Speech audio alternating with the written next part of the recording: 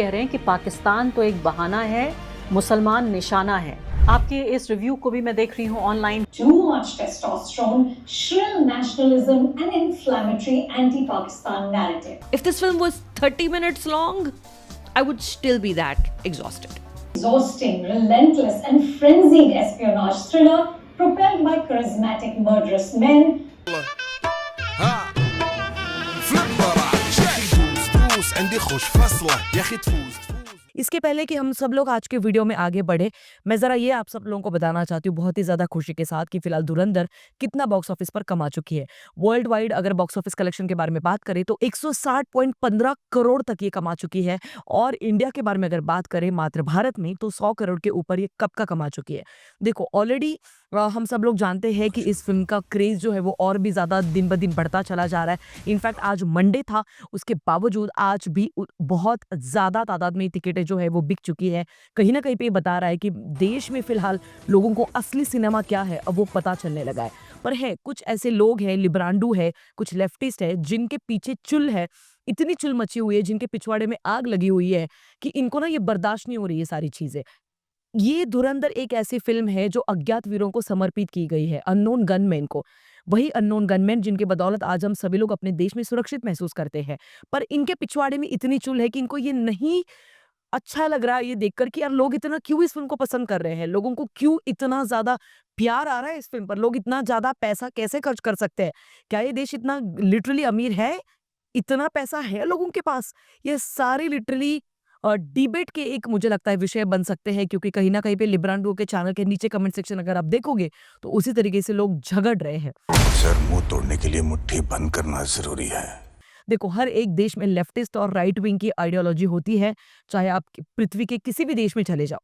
पर जब आपके देश के लिब्रांडो, आपके देश के लेफ्टिस्ट वोक लोग जब अपने ही देश को दीमक की तरह अंदर से कुरेदते चले जा रहे हैं, कुरेदते चले जा रहे हैं, तब कहीं ना कहीं पे मुझे लगता है ये हम सबकी जिम्मेदारी है कि हम सब इन लोमड़ियों को, इन दीमकों को एक्सपोज करें।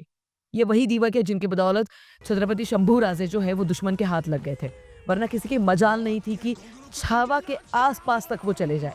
पर बात वही है ना, ये दीमक उस वक्त भी थे, ये दीमक आज भी है, जो अपने देश के हित के बारे में नहीं सोच रहे। ये मात्र अपने देश के अगेंस्ट ही सारी चीजें करते आ रहे हैं।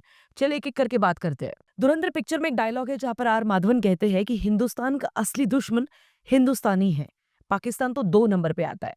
एंड बिलीव मी, ये सेंटेंस आज के वास्तविकता में बहुत सटीक तरीके से बैठता है। देखो धुरंधर एक ऐसी फिल्म है जिसकी हर एक कड़ी, हर एक फ्रेम, हर एक बीट, हर एक डायलॉग, हर एक कैरेक्टर एक अभ्यास का विषय बन सकता है, क्योंकि धुरंधर ये फिल्म टेक्निकली भी उतनी ही स्ट्रांग बनी है। हर एक डिपार्टमेंट में आप कहीं पर भी कुछ इतनी ज्यादा उसमें मिस्टेक्स या कुछ ऐसे ढूंढ भी नहीं पाओगे। इनफैक्ट ये फिल्म पूरी 3.5 घंटे की होने के बावजूद कहीं पर भी आपको बोर नहीं करेगी और इसका पूरा रिव्यू मैंने ऑलरेडी दे दिया है। देखो इस फिल्म का जब धुरंधर का जब टीजर और ट्रेलर आया था तभी से ध्रुव टट्टी, अनुपमा फूफी और मुचारिता मैगी जैसे जो खुद को बहुत बुद्धिजीवी समझते हैं, इन लोगों ने एक नेगेटिविटी फैलाना शुरू कर दिया था। मैं उस टाइम पे चुप इसलिए थी बिकॉज मैं चाहती थी कि मैं सबसे पहले बीइंग अ सिनेफाइल मूवी देखो, मूवी देखने के बाद मैं खुद का एक ओपिनियन फॉर्म करना चाहती थी और उसके बाद मैं देखना चाहती थी कि क्या सच में ये लोग सही है। क्योंकि कई बार ऐसे होता है ना कि मैं एक्चुअली दोनों भी साइड के ओपिनियंस देखती हूँ। इवन इफ मुझे ध्रुव टट्टी के जो ओपिनियंस है वो मेरे ओपिनियन के साथ मैच नहीं करते, मेरी विचारधारा के साथ मैच नहीं करते हैं, उसके बावजूद मैं उसके वीडियोस देखती हूँ। क्योंकि क्या है ना, आपको पता होना चाहिए कि कौन से एजेंडा फैला रहे हैं, कौन सी चीजें ये बता रहे हैं, लोगों को ब्रेन वॉश कैसे कर रहे हैं। उसके लिए आपको खुद को सजग रहना बहुत जरूरी है, सतर्क रहना बहुत जरूरी है। पर इसी के लिए मैंने उस टाइम पे चुप्पी बरकरार रखी। बट आज क्योंकि मैं फिल्म देख चुकी हूँ, क्योंकि मेरा रिव्यू ऑलरेडी अपलोडेड है मेरे चैनल पे, तो आज मैं डेफिनेटली इन सब लोगों के बारे में अपना ओपिनियन जरूर रख सकती हूँ, बिकॉज वाई नॉट। सबसे पहले वायर का ये वाला एक आर्टिकल देख लेते हैं जहां पर पठान जो फिल्म आई थी चप्पल छाप, जहां पर आईएसआई और रॉ के बीच अय्याशियां दिखाई जा रही थी, जहां पर ये बताया जा रहा था कि भाई साहब पाकिस्तान पाकिस्तान खुद कैसे आतंकवाद से मजबूर है, कैसे वो सताया हुआ है, कैसे वही पीड़ित है, कैसे वही बहुत ज्यादा मुश्किल में है। और तब भारत और पाकिस्तान, इनकी जो बीच की जो चीजें दिखाई गई थी उस फिल्म में, उसके बाद इन सभी वायर वाले जितने भी ये जर्नलिस्ट खुद को बताते हैं चप्पल छाप जर्नलिज्म करके जो पास आउट हुए हैं, इन सभी जर्नलिस्ट को जो एक ऑर्गेजम आया था ये पिक्चर देखने के बाद, और उन्होंने उस फिल्म को 8 स्टार दिया था out of 10। Can you guys believe this? तो ऑब्वियस सी बात है कि उनको ये वाली फिल्म नहीं पसंद आएगी, क्योंकि इसमें सच्चाई दिखाई गई है, इसमें वो रियल फुटेज इस्तेमाल करी गई है, जो 26/11 के टाइम पे जो रियल रिकॉर्डिंग है वो इस फिल्म में डाली गई है। पूरी रेड स्क्रीन आने के बाद जब हम बैठे-बैठे अपना खून जो खौलने लगता है ना, इनका खून नहीं खौलता है। फैजल, कब खून खौलेगा रे तेरा? इनका खून तब खौलेगा जब ये देखेंगे कि भाई इतनी ज़्यादा राष्ट्रवाद की लहर कैसे आ रही है देश में। लोगों के दिल के अंदर राष्ट्रभक्ति कैसे जग रही है, वो देख के इनका खून खौलता है एक्चुअली। अगर हम लोग बात करें अनुपमा फूफी और मुचारिता मैगी इनकी वीडियोस के बारे में, तो भाई साहब सुपर हाइपर नेशनलिस्टिक फिल्म। वाह दीदी वाह, वाह! मतलब जो आप इतना बड़ा मुखौटा लेकर आते हो, मैं आपकी एक्चुअली थिंकिंग प्रोसेस को समझने की कोशिश कर रही हूँ। प्लीज़, प्लीज़ आप मेरी मदद करो। मैं चाहती हूँ कि आप कैसे आपके ब्रेन को फंक्शन करते हो वो मुझे सीखना है, क्योंकि मैं तो नहीं कर पा रही हूँ ना उस तरीके से। क्योंकि मेरे तो दिल में साफ-साफ राष्ट्रवाद है। जो भी फ़िल्म मेरे राष्ट्र के हित में बनी है वो मुझे पसंद आएगी। जो भी पिक्चर मेरे देश के दुश्मन को एक्सपोज़ करेगी वो मुझे फ़िल्म पसंद आएगी। इतना सिंपल सा इक्वेशन है, शायद हम सभी लोगों के दिमाग में। पर इन लेफ्टिस्ट लिबराडुओं के दिमाग में एग्जैक्टली इक्वेशन कैसे फॉर्म होता है वो मुझे ने समझना है, और मुझे लगता है उसके ऊपर एक्चुअली हम सभी ने संशोधन करना चाहिए। एनीवे, अगर हम लोग बात करें कुछ और टैग्स जो लगाए गए हैं इस पिक्चर के ऊपर, वापस वही अनुपमा फूफी और मुचारिता ने, तो जरा वो भी देख लेते हैं, एक एक करके देखेंगे। सबसे पहले anti Pakistan narrative. An inflammatory anti-Pakistan narrative. कैसे एंटी पाकिस्तान नैरेटिव, आप मुझे बताओ। क्या 26/11 पाकिस्तान ने नहीं करवाया था अपने देश पर? क्या पार्लियामेंट अटैक पाकिस्तान ने नहीं करवाया था अपने देश पर? इसमें क्या एंटी पाकिस्तान नैरेटिव है? क्या लहरी गैंग वहां पर थी नहीं कराची में? ये सारे आर्टिकल्स मौजूद है गूगल पे। मैं अनुपमा फूफी से सीरियसली रिक्वेस्ट करना चाहती हूँ कि प्लीज प्लीज थोड़ा सा रिसर्च करने के बाद ही आप रिव्यू के लिए आया करो। एंटी पाकिस्तान नैरेटिव, सीरियसली इतना दुख क्यों हो रहा है आपको? क्यों दुख हो रहा है? इतनी अगर आपकी जो एक, मुझे लगता है संवेदनाएं जुड़ी है अगर उस वाले देश से, तो आप वहां पे जाकर रह सकते हो आराम से, कोई दिक्कत नहीं। हमारे भारत को एक्चुअली कोई प्रॉब्लम नहीं होगी अगर आप ये देश छोड़ के वहां पर भी चले जाते हो, तो भी किसी को कोई फर्क नहीं पड़ेगा, क्योंकि इन्हीं बीच में देश के बाहर रह के भी तो आप सब लोग यही दीमक के जो भारत को अंदर से कुरेदने की कोशिश है वो आप वहां पर भी कर सकते हो, जैसे ध्रुव टट्टी कर रहा है। बिलीव मी, कुछ भी प्रॉब्लम नहीं होने वाला है किसी को भी। हाँ, अगला आपने क्या टैग लगा दिया? Too much testosterone. Seriously, oh my God, मतलब आपको चाहिए कि हर एक मर्द बस पूकी बनता घुमा फिरे। जो मर्दानगी है, जो पुरुषत्व है, जो पुरुषार्थ है, वो आप चाहते हैं कि वो अब समाप्त हो जाए देश से, दुनिया से। फिर उसके बाद क्या? आगे क्या? सारी चीज़ें फेमिनिन नहीं हो सकती। हर एक चीज़ में वुमन कार्ड फेमिनिज़्म नहीं घुसेड़ा जा सकता। ये दुनिया दोनों भी चीज़ों से चलती है, फेमिनिज़्म और मस्कुलिनिटी। हाइपर नेशनलिस्टिक आप इस फ़िल्म को कह रहे हो, हाइपर नेशनलिस्टिक।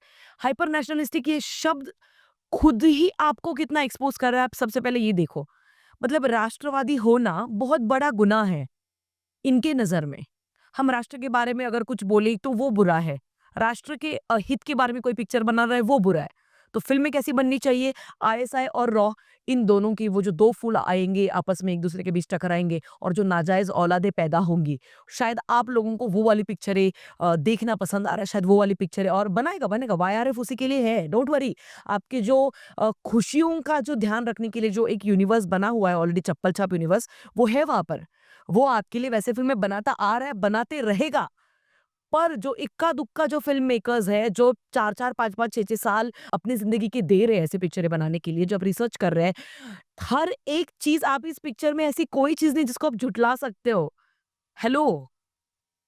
एक जितने भी गैंगस्टर्स दिखाए गए, जस्ट गूगल इट यार, एवरीथिंग इज़ देयर। इनफैक्ट जो अक्षय खन्ना का जो कैरेक्टर है, उसकी डेथ भी कैसी हुई थी, आप एक बार सर्च करो। हर एक चीज़, कहीं पर भी उसको बहुत ही ज़्यादा सिनेमैटिक लिबर्टी लेते हुए कुछ ओवर एग्ज़ैजरेट करके नहीं दिखाया है। एग्ज़ैक्टली उसकी मौत वैसे ही हुई थी, आप देखो गूगल पे। Seriously guys. I am more exhausted with the repeated, aggressive display of hyper masculinity. Hyper masculine ये पिक्चर है, ऐसे मुचारिता का कहना है, हाइपर मैस्कुलाइन। और मुचारिता के हिसाब से इस फिल्म में जो 2 से 3 फीमेल कैरेक्टर्स दिखाई गई है वो भी एक्चुअली मात्र शो पीस है। कैसे शो पीस है? अक्षय खन्ना के मुंह पे तमाचा जड़ रही है वो, जो अपनी गोरी भाभी है ऑफ कोर्स। कैसे?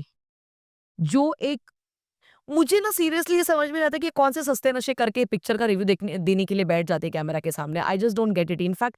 और हाँ, मैं प्रिय सखी मुचारिता इनसे भी ये कहना चाहती हूँ कि सखी, इतने भी सस्ते नशे करना अच्छा नहीं है सेहत के लिए, क्योंकि जिस तरीके से आप बात कर रहे हो वीडियो में, जिस तरीके से आपकी आंखें पलकें जो भारी होती चली जा रही, मैं नहीं कह रही, आपकी जो सब्सक्राइबर्स है आपकी सेहत के बारे में वो बहुत ज्यादा टेंस्ड है, वो आपके कमेंट सेक्शन में डिस्कस कर रहे हैं। प्लीज अपनी सेहत का ध्यान रखो मुचारिता। और भी बहुत सारी पिक्चर है जिनको देखने के बाद आपको अच्छी वाली फीलिंग आने वाली है, जो आईआरएफ की तरफ से लाइंड अप है। प्लीज डोंट डू दिस, क्योंकि कैमरा कभी झूठ नहीं बोलता है सखी। मुचारिता का कहना है कि story is deeply uninteresting. Seriously uninteresting? 3.5 घंटे की पिक्चर देखने के लिए रात के 11:30 के शो को लोग हाउसफुल कर रहे हैं। अब सोचो, जो फिल्म 11:30 को शुरू हो रही है वो 3:30 सवेरे सवेरे खत्म होने वाली है, उसके बावजूद हाउसफुल कर रहे हैं लोग। इतने ज्यादा चर्चे हो रहे हैं सोशल मीडिया पे, हर एक कैरेक्टर के बारे में लोग डिस्कस कर रहे हैं इतना डीपली, और आप बोल रहे हो कि स्टोरी अनइंटरेस्टिंग है। Story uninteresting? सीरियसली? उसके बाद मुझे कहते हैं कि it's really hard for us to care for those characters. Bro, मैं आपको बताती हूँ कि जो अक्षय खन्ना का कैरेक्टर है उसको इतना ज्यादा प्यार मिल रहा है, ये जानने के बावजूद कि वो भी एक जिम्मेदार था 26/11 के अटैक के लिए, उसके बावजूद उस कैरेक्टर को अक्षय खन्ना ने जिस तरीके से प्ले किया है, जिस तरीके से उस कैरेक्टर को जिया है, पूरा इंटरनेट भरा पड़ा है मीम्स, पोस्ट, वीडियोस के जरिए कि कितना प्यार मिल रहा है अक्षय खन्ना को कैरेक्टर के लिए, और आप बोल रहे हो कि it's hard for you to care for them. Then bro seriously, वो आप सीरियसली अपना जो सप्लायर है उसके बारे में प्लीज आप लोग देख लो, क्योंकि कहाँ से आप लोग वो ले रहे हो वो सारी चीजें, क्योंकि शायद कुछ तो डिफेक्ट है। वो आप लोग एक बार चेक कर लो, आपका आत्म परीक्षण आप लोग कर लो। उसके बाद ये कह रहे कि बैटल्स और ये सारे कैरेक्टर्स बहुत ज्यादा प्रेडिक्टेबल है। क्या प्रेडिक्टेबल है? क्या प्रेडिक्टेबल था आपके लिए इस पूरे पिक्चर में? कहीं पर भी कुछ भी, कहीं से भी कुछ भी हो रहा है। Literally edge of the seat आकर आप बैठते हो पूरी पिक्चर को देखते समय, पहले 2 घंटे कैसे खत्म हो जाते, कैसे बीत जाते, आपको पता तक नहीं चलता, और आप बोल रहे हो कि प्रेडिक्टेबल है। कितना हेट फैलाओगे यार, कितना हेट है आपके दिमाग में, आपके दिल में। सो कैसे लेते हो? आपको नींद आती है रात को इतना हेट करने के बाद? और सबसे आखिर में मोहतरमा ये कहती है कि ना तो एस्पियोनाज के हिसाब से ये अच्छी से बनी है, ना तो जिंगोइज्म के हिसाब से अच्छी बनी है, तो किस हिसाब से अच्छी बनी है फिल्म? आप मुझे बता दो। मैं सीरियसली आप सब लोगों को ये बताना चाहती हूँ कि ये सारे जो है, मैं एक्चुअली जर्मन शेफर्ड अब कहना मैंने बंद कर दिया है, because actually I love dogs, और मुझे लगता है कि जर्मन शेफर्ड बहुत ही प्यारा कुत्ते की ब्रीड है और नहीं कहना चाहिए हमको। तो ध्रुव टट्टी ये सही नाम रहेगा। तो ध्रुव टट्टी, अनुपमा फूपी, और जो मुचारिता मैगी, और जो जितने भी केआर के जितने भी लोग हैं, मैं आप सब लोगों को ये कहना चाहती हूँ कि मजे ले लो इनके रिव्यूज देखकर, बहुत ज्यादा मजे ले लो। कमेंट सेक्शन खुला पड़ा है, यहाँ का भी और वहां का भी। अपना प्यार हर किसी को बांटो गाइस, प्यार बांटना ही सच्ची पॉजिटिविटी है। इस देश में प्यार की कमी है, तो हम सब लोग हर एक की कमेंट सेक्शन में जाके बस प्यार बांटेंगे गाइस। प्लीज कहीं पर भी हेट मत फैलाओ इन लोगों की तरह। मगर क्यों? पता है मुझे कब बिलीव हुआ कि ये सस्ते नशे करके कैमरा के सामने बैठते हैं ये सारे के सारे लोग? जब When part 2 of this film comes out in April. भाई 19 मार्च इतने बड़े बड़े लेटर्स में आया था।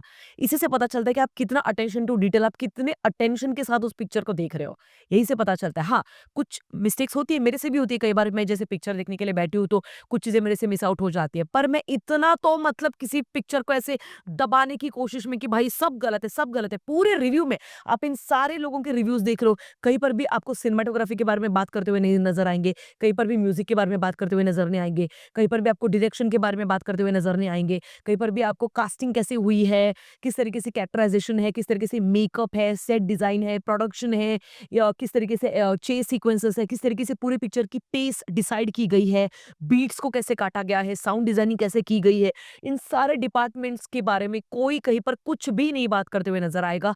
इनको हाइपर मैस्कुलाइन लग रही है ये पिक्चर। मुझे लगता है कि इन लोगों ने खुद को ही इतना बड़ा एक्सपोज कर दिया है ना पूरे देश के सामने, कि इनका खुद का ही मजाक बन चुका है अब। और इसके बाद एक्चुअली ये बहुत बेशर्म है, इनके बाद भी इनको कोई फर्क नहीं पड़ता है, कुछ फर्क नहीं पड़ता है। ये अपना जो पैंतरा है वो हर एक वीडियो में ऐसे ही चलाते रहेंगे। बाकी आप लोगों से मेरा ये निवेदन है कि भाई 19 मार्च 2026 को इस पिक्चर का सेकंड पार्ट आ रहा है, बट उसकी तरफ बढ़ने से पहले मैं आप सब लोगों को कहना चाहती हूँ कि अगर अभी तक आपने धुरंधर ये पिक्चर नहीं देखी है थिएटर में, believe me it's a once in a lifetime experience, don't miss it. पूरे फैमिली को साथ में लेकर आप देखने के लिए जा सकते हो इस पिक्चर को डेफिनेटली। भले ही ए सर्टिफिकेट है, इसे बच्चों को दूर रखिएगा क्योंकि बहुत ज़्यादा मात्रा में वॉयलेंस है इस पिक्चर में। मिलेंगे अगले वीडियो में, तब तक के लिए ख्याल रखिएगा। Peace out.